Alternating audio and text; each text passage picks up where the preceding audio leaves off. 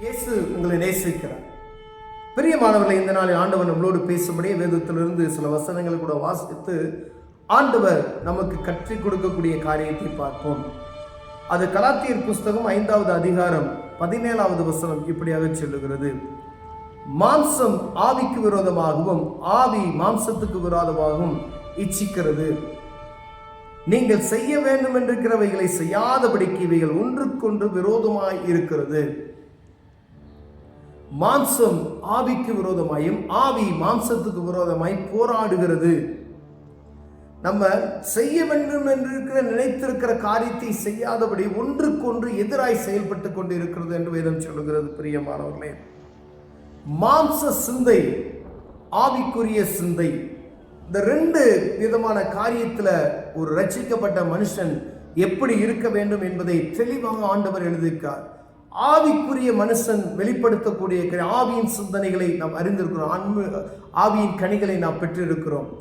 அந்த ஆவியின் கனிகளை நம்ம அநேக தரங்களை வாசித்த ஆவியின் கனியோ அன்பு, சந்தோஷம், சமாதானம், நீடிய பொறுமை, தயவு, நற்குணம், விசுவாசம், சாந்தம், இச்சையடக்கம், இப்படிப்பட்டவைகளுக்கு விரோதமான பிரமாணம் ஒன்றும் இல்லை. இது ஆவியினால் வெளிப்படக்கூடிய ஆவியின் கனிகள். அப்ப ஆவியின் கனிகளை நமக்குள் இருக்கிறதா என்று ஒவ்வொரு நாளும் ஆராய்ந்து பார்க்கும்படி அழைக்கப்படுகிறது. ஒருவேளை எனக்குள்ள ஆவிக்குரிய எந்த ஒரு காரியம் இல்லை அப்படின்னு சொன்னா உங்களுக்குள்ள மாம்சம் தலை தூக்கி கொண்டு இருக்கிறது, மாம்சம் உறுதிப்பட்டு கொண்டு இருக்கிறது என்பதை நான் புரிந்து கொள்ள வேண்டும். பிரியமா, உங்கள்கிட்ட அன்பு இல்லை, என்கிட்ட அன்பு குறைந்து போய் இருக்கிறது, பொறாமை இருக்கிறது, விசுவாசம் குறைந்து போய்விட்டது, இங்கே சொல்லப்படுகிற சந்தோஷம் இல்லை, சமாதானம் இல்லை, நீடிய பொறுமை இல்லை, எனக்கு தயவு கிடையாது, நற்குணமான காரியங்கள் என்னை விட்டு அகன்று போயிடுச்சு, அப்படியெல்லாம் இருக்கும் பொழுது இச்சை அடக்கம் இல்லை அப்படின்னா நம்ம ஆவிக்குரிய வாழ்க்கையில ஏதோ ஒரு இடத்துல நம்ம சீரற்று போய் இருக்கிறோம் என்பதை நாம் புரிந்து கொள்ள வேண்டும். பிரியமானவர்களே, இந்த ஆவியினுடைய காரியத்தில் நடக்கப்படும் அந்த ஆவியின் கனியாகிய இந்த காரியம்லாம் நமக்குள்ள இருக்க வேண்டும். ஒருவேளை ஆவியும் மாம்சமும் போராடுகிறது நிமித்தமாய் நமக்குள்ள வெளிப்படுகிற காரியங்கள், மாம்சம் ஜெயிச்சு மாம்சத்தினுடைய காரியங்கள் வெளிப்படும் பொழுது மாம்சத்துக்குரிய காரியங்களை பாருங்க. ஆவியில் நடத்தப்படுவதால் நீங்கள் நியாயப்பிரமாணத்துக்கு கீழ்ப்பட்டவர்களாய் இருப்பீர்கள், மாம்சத்தின் கிரியைகள் வெளியரங்கமாய் இருக்கின்றன. மாம்சத்தினுடைய கிரியைகள் வெளியரங்கமாய் இருக்கின்றன. அவையான விபச்சாரம், வேசித்தனம், அசுத்தம், காமவிகாரம், விக்கிரக ஆராதனை, பிள்ளி சூனியம், பகைகள், விரோதங்கள், வைராக்கியங்கள், கோபங்கள், சண்டைகள், பிரிவினைகள், மார்க்க பேதகங்கள், பொறாமைகள், கொலைகள், வெறிகள், களியாட்டுகள் முதலானவைகளே. இந்த ஆவிக்குரிய வாழ்க்கைக்குள்ள காணப்படுகிற காரியங்களை பாருங்களேன். இது பூரா வெளியே தெரியாது.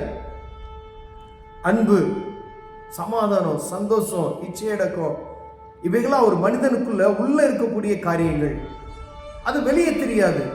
ஆனா ஆவியில நடத்தப்படாத ஒரு மனுஷன் தன் மாம்சத்துக்கு தன்னை விற்று போட்ட ஒரு சூழ்நிலை வறுமையானால், மாம்சம் சொல்லுகிறபடி கேட்டு அது மாம்சம் மேற்கொண்டு நடக்கும் பொழுது இங்க காணப்படுகிற ஆண்டவருக்கு விருப்பம் இல்லாத இந்த மாம்சத்தினுடைய கிரியைகளை ஆகிய காணப்படுகிற இந்த காரியங்கள் வெளிப்படும் பொழுது இதுல அநேக காரியங்கள் நமக்கு கண்ணுக்கு தெரியாதவைகள் உண்டு. விபச்சார பேசி இதெல்லாம் செய்ய மாட்டாங்க. ஆனா இங்க காணப்படுகிற பொறாமைகள் இது பார்க்க முடியாது. பாருங்களேன், பொறாமைகள், சில காரியங்கள், சின்ன காரியம், ஆண்டவர் சொல்லுகிற மாம்சத்தின் கிரியைகளாகி இருக்கக்கூடிய நமக்குள்ள காணப்பட்டு ஆவிக்குரிய வாழ்க்கையை நம்ம முடங்கடிக்க செய்யக்கூடிய இப்படிப்பட்டதான காரியங்கள் எனக்குள்ளோ உங்களுக்குள்ளோ இருக்குமேனால் தேவ சமூகத்துக்கு போய் தேவ சமூகத்தில் இந்த காரியத்தை அர்ப்பணித்து ஆண்டவரை இப்படிப்பட்டதான காரியம் எனக்குள்ள காணப்படுகிறது, இதை விட்டு எனக்கு இதை வெளியே வருவதற்கு தேவன் எனக்கு உதவி செய்யுங்கள் சொல்லி கேட்போமானால் ஆண்டவர் இப்படிப்பட்டதான காரியத்தை நம்ம என்ன செய்வாரு, விட்டு எடுத்து போட்டு இந்த ஆவியின் கனியாகிய நமக்குள் வைப்பார். பிரியமானவர்களே, கோபம் நமக்குள்ள இல்லைன்னு நினைக்கிறீங்களா? சண்டை, பிரிவினைகள், மார்க்க பேதகங்கள், பொறாமை இல்லையா?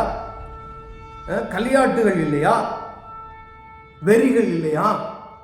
இப்படிப்பட்டதான காரியம் எனக்குள்ள இருக்கா அப்படின்னு சொல்லி நான் ஆராய்ந்து பார்க்கணும். அதே போல ஒவ்வொரு தனிப்பட்ட ஆவிக்குரிய மனிதர்கள் இயேசு கிறிஸ்துவை சொந்த இரட்சகராய் ஏற்றுக்கொண்ட ஒவ்வொரு மனிதனும் தன்னை அனுதினமும் ஆராய்ந்து பார்க்கப்பட இப்படிப்பட்டதான காரியங்கள், மாம்சத்தின் காரியங்கள் எனக்குள்ள காணப்படுகிறதா, இல்ல ஒருவேளை நான் ஆவிக்குரிய மனுஷனா இருக்கிறேன் அப்படின்னு சொன்னா இந்த ஆவியின் கனிகளாகிய இந்த கனிகள் எனக்குள்ள காணப்படுகிறதா, இல்ல அது குறைந்து கொண்டு ஆவிக்குரிய காரியங்களை குறைந்து கொண்டு மாம்சத்தின் காரியங்கள் வெளிப்படுகிறதா என்பதை பார்க்கும்படியாய் ஒவ்வொரு நாளும் இதை நாம் அதை கவனிக்கிறவர்களாய் காணப்படும்படி அழைக்கப்படுகிறோம். அப்படி இருந்தா ஆண்டவருக்கு பிரியமில்லாத காரியம். ஆவிக்குரிய வாழ்க்கையில் அதை சீராய் ஓட முடியாது. தேவ சமூகத்தில் அமர்ந்து மணிக்கணக்காய் ஜெபிக்க முடியாது. பரிசுத்தமாய் வாழ முடியாது. பேர் கிறிஸ்தவர்களாய் வேணா இருக்கலாம். ஆண்டவர் விரும்புகிற அவர் விரும்புகிற ஒரு காரியம் எனக்குள்ள காணப்படாது பிரியமானவர்களே. அப்படின்னா பாருங்க, இது கிறிஸ்தவ வாழ்க்கை என்பது ஒரு முள்ளின் மேல் நடக்கிற ஒரு அனுபவம். நீங்க ரொம்ப கவனமா இதை நடந்து செல்லணும். அங்கிட்டும் இங்கிட்டும் அப்படி நடக்க முடியாது. இப்படிதான் இருக்கணும்னு சொல்லி ஆண்டவர் நமக்கு கற்றுக் கொடுத்திருக்கிறார்.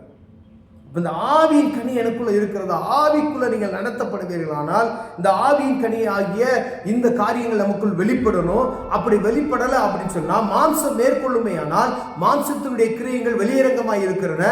இந்த வெளியரங்கமாய் இருக்கக்கூடிய காரியங்கள் எனக்குள்ள உங்களுக்குள்ள இருக்குமேனால் அது கவனமாய் இருக்கும்படியா. ஏன்னா இது காலம் கடைசியா இருக்கிறது. கடைசி காலத்துல நிற்போம். இன்னும் இந்த சத்தியத்தை நாம் கேட்டு கேட்டு கேட்டு கேட்டு அதை விட்டு மீண்டும் ஆவிக்குரிய வாழ்க்கையை விட்டு அந்த மாம்சத்தின் இச்சைகளுக்குள்ள அடிமைப்படுத்தி கிடப்போமே, ஆனால் எப்போ வருவாருன்னே தெரியாது. இதோ வாசற்படியில் நின்று கதவை தட்டுகிறேன் என்று சொல்லுகிறார் பிரியமானவர்களே. எங்கும் சுவிசேஷம் பிரசங்கிக்கப்பட்டு கொண்டு இருக்கிறது. கடைசி காலத்தில் நாம் இருக்கிறோம். அவருடைய வருகை எந்த நேரத்தில் வேணாலும் இருக்கலாம். ஒருவேளை என்னுடைய மாம்ச இச்சைகளுக்கு நான் அடிமைப்பட்டு இருப்பேன், நான் அவர் வரும்போது நாம் கைவிடப்பட்டக்கூடிய ஒரு சூழ்நிலைக்கு நேராய் தள்ளப்படுவோம் பிரியமானவர்களே. ஆண்டு ஆவிக்குரிய வாழ்க்கையில் நாம் ஆவிக்குரிய மனிதனாக நடப்போமே, ஆனால் கொஞ்சம் கஷ்டமான காரியம்தான். விரோதியை நேசிக்கணும்னு ஆண்டவர் சொல்றார். சாந்தம், இச்சை அடக்கம், இப்படிப்பட்டதான பிரமாணத்துக்கு வேற ஒன்றும் இல்லை அப்படின்னு சொல்றாரு. அதை நாம் நடக்குவதற்கு நாம் கற்றுக்கொள்வோமே, ஆனால் அவருடைய வருகைக்கு ஆயத்தமுள்ளவர்களாய் காணப்படுவோம் பிரியமானவர்கள். ஒருவேளை நம்ம எந்த நிலைமையில இருக்கிறோம் சொல்லி நம்மை நாமே ஆராய்ந்து பார்க்கும்படி ஆண்டவர் விரும்புகிறார். கண்களை விடுவோம், ஜெபம் செய்வோம்.